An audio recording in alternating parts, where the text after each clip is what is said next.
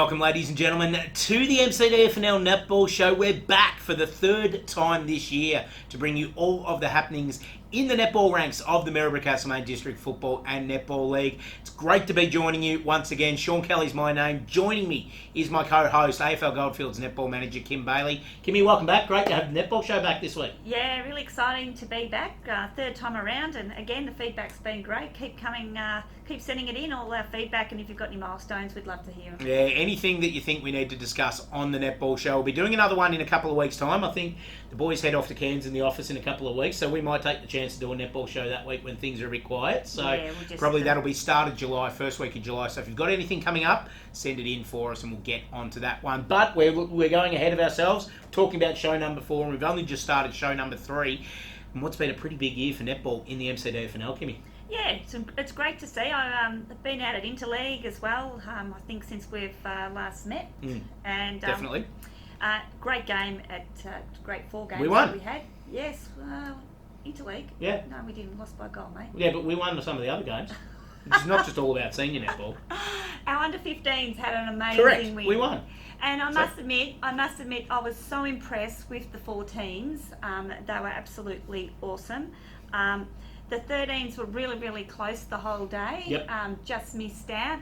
And then the 15s, what an awesome unit of girls they are. There's some real talent in there.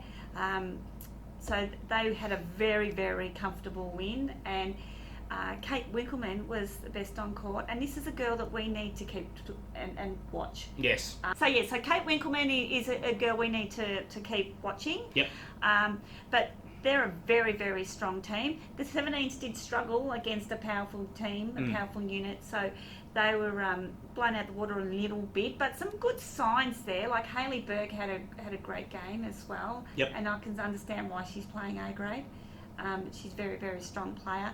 And then, what a game. The last game was the A grade game, the open game, where we went down by one goal. It was awesome. Both teams, it was so physical. Both teams were just throwing themselves at the ball. Yep. And the Trentham girls, really led, by the way, Erin Richardson and Peggy Shallard, just were amazing. Yeah. Really, really great. And then Maddie Davis, best on court from the Maryborough Rovers as well. Yes, yep, she was unbelievable. All the girls were, the combinations, you could see the combination of Jess and Ree Davis, Jess Parr and Ree Davis working together in the ring.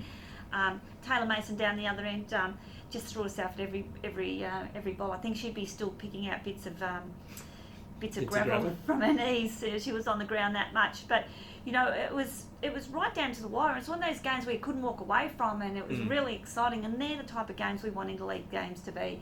So really exciting game, and we just got pipped at the post. It's unlucky, but it was a very strong league, the Horsham District League, that we came up against as well. Yeah. So really good signs. Did really well, and then I think we go on to play Allenbank. I think it might be Allenbank next year. I think you might be right. That's where we think we'll play. But after that, we have... Pretty sure it'll be away too after we've had 3 home games in 3 years. So I've got a feeling we might be home. Might be. I've got a feeling it doesn't. Sometimes it doesn't matter who's sitting higher in the rankings. They look at how long the teams have been away for and everything road like trip that. For the girls, so that's okay. And then we've also netball hasn't stopped because we did have the association champs. Of course. Now, our girls, both 13s, 15s and 17s, although they didn't make finals, they played so well. I was so impressed with what I saw. These are the best girls in the western region of Victoria, and our girls really stood up. And as I said before, there was some superstars throughout our grades. So we didn't win, but we were really, really proud of what the girls did. And then we will head off, I think it's the 10th or maybe the 17th of July, just need to confirm that, where we play Central Highlands. So the kids will play the Central Highlands, and then we finish off with the Maryborough tournament. That'll be great. Still some busy times ahead for our junior interleague teams. Some great netball coming up. I suppose looking back now at the A-grade competition, Kimmy, and we have a look at the ladder, which is up on the screen at the moment. And what you can see is it's very much a case of the cream starting to rise to the top, and there's that bit of separation coming in. Trentham obviously flying at the moment, the only undefeated team. Navarre and Carisbrook very closely behind them, and then Avoca and the Rovers both on 5 wins and 2 losses. Then this is where it gets interesting because you've got Natty, Harcourt and Lexington all on that 4 wins and 3 losses. Newstead just a game behind them outside the top 8, sorry. And then after that, it falls away a little bit. Yeah. Look at Trentham. What a start to the season. What a first half. And, I'm a stats girl, and I love my stats. And you look at how many goals they've shot for the year. 450 goals for the year at this time is awesome. It certainly is. So they've nearly got 100 goals up on their next competitor, which is Navarre, so just under 100. So absolutely awesome, and their defensive goals against is pretty good as well. So, they lost Jane O'Donoghue, so that did have an effect. But Casey Kidd's come in and done a fantastic and flogging job. them 53 goals a week and stuff like that, and just absolutely flying. Yep, working really well with young Hayley Burke. And, they did beat Navarre, who have been top of the tree for the last 3 years. They've won the premiership. Yeah, and at the moment they're looking like it's going to be a hard task for Navarre to knock them off. Stacey Parks is back from overseas as well, that which certainly helps. Add to their defensive lineup as well. I think we missed Stacey in interleague. Yep. She would have made a big difference to that team. Maybe even be the difference, that one goal to get us over the line. But Trentham would be pretty happy with where they're sitting at the moment. I think they would be, as well as with a couple of other teams. Carisbrook going along beautifully at the moment. We've got a big announcement for the next show as well, with one of their milestones coming up as well. One of the greats of the competition. Carisbrook, wow, that's unbelievable. They're as flying. Well. Yeah, they're having a great season. Avoca's doing really well. Great to see the Rovers up there as well. Rovers are one of these guys who are bringing their kids through as well. Abby Raven's been playing A grade. Yep. I watched her at Association Champs and at Interleague. She's slightly built. She's still got a baby's body, really, but she's so fast. She just cuts that base really well, and she's an accurate shot. And it's great to see these teams, putting faith in their young kids and bringing them up and just getting them a little bit game ready, game tough to take on the big girls. Now, you've been out and about at some MCDFNL games over the last month or so, Kimmy, and taken some notes on some players that have caught your eye. So, who are the ones that you think have caught your eye so far this year in the A-grade competition? Maddie Davis for Maryborough is having a fantastic season. Yep. And we showed that, and she showed that how good she's in interleague as well. So, she's been fantastic. Jess Parry, of course, and with that combination with Ree Davis, they've really stood out. Yep, as they do. Yeah, Taylor Williams from Harcourt. Having a great year. Yep, has also been one of the girls that I've noticed. And so is Amber Perry. Amber's been a surprise packet for me. I've watched From Maddie, of course. Yeah, I've watched her play a couple of times and been quite impressed as well. So you see all these girls just evolving, and what's really impressed me is, as I just said before, is the young kids.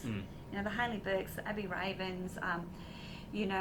These girls are just growing in talented stature, players that are coming through. It's really encouraging just to think, wow, our competition is in a really healthy position when we've got these guns coming up. It certainly is. Let's take a look at this week's games in the MCDFNL Netball ranks. Round 8 this weekend. We hit the halfway mark of the season, and I tell you what, after a couple of buys in a couple of weeks, the only buy we've got left for the year is the split round. So definitely working towards the big time now. The weekend starts off at Talbot this weekend. Talbot taking on Avoca. The Bulldogs going very nicely at the moment. When we looked at them a couple of weeks ago, they were struggling a little bit. I don't think since then they've lost a game in A grade. They're back up where we're more used to seeing them now in the top 4. Don't jinx them, Shawnee. I tried it a couple of weeks ago. We said they were no good, and all of a sudden they're back up in the top 4 now. So maybe I'm just trying to get Talbot over the line. Yeah, Talbot are really struggling with their shooters. They just can't seem to get enough ball in the hole. And that's been the problem with them this season. So they've struggled, but I think Avoca will be just far too strong, and they've been really one of the teams that have stood up this season. They have indeed. Yeah. Another one with youth coming through, Caitlin Drummond, who we've seen so much from in the last few years. 17 under best and fairest last year, really coming up and playing impressively in A grade this year. Yep, another one. So, yeah, I'm going with Avoca. Yeah, Avoca for me in this one too. Campbell's Creek taking on Royal Park at Campbell's Creek this week.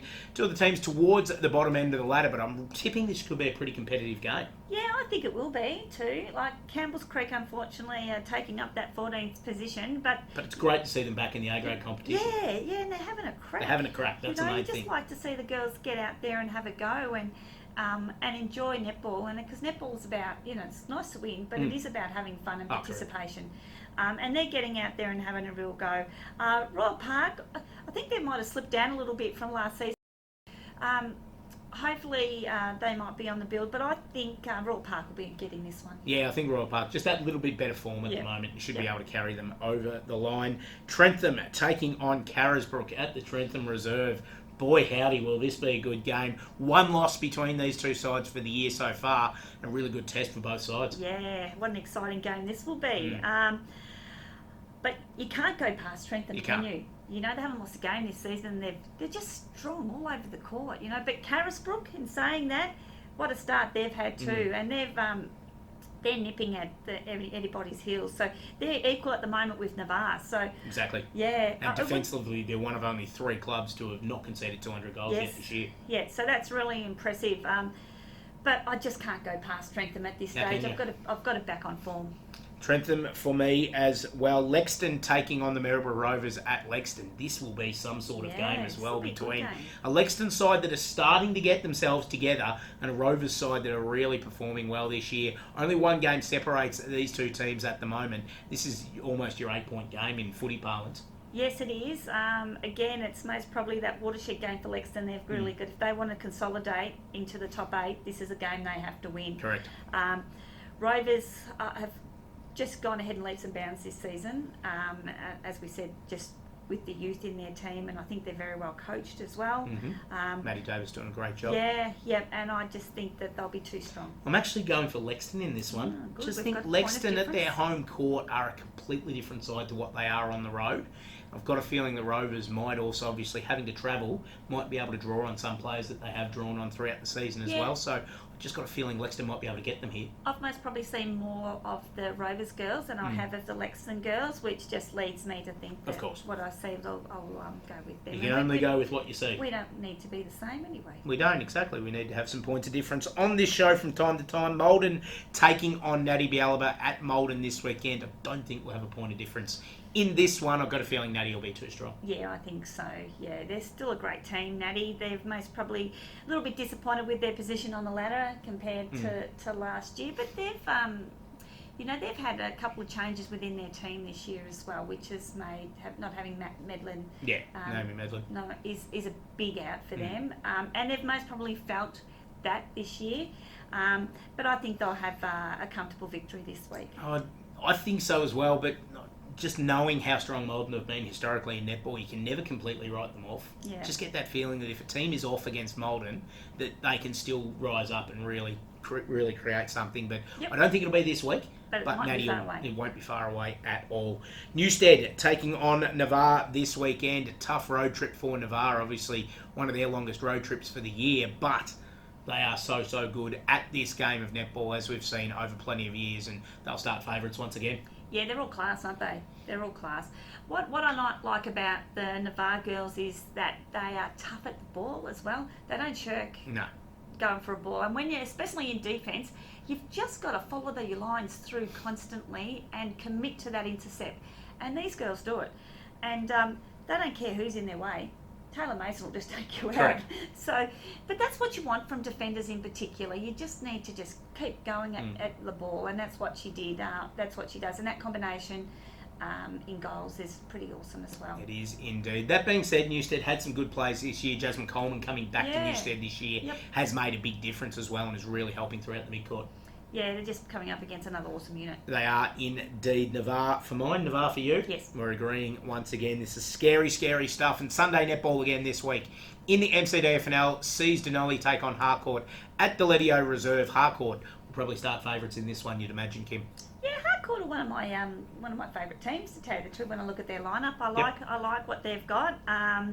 Taylor Williams has been in extraordinary form as well. It might be a tough ask for them to get over.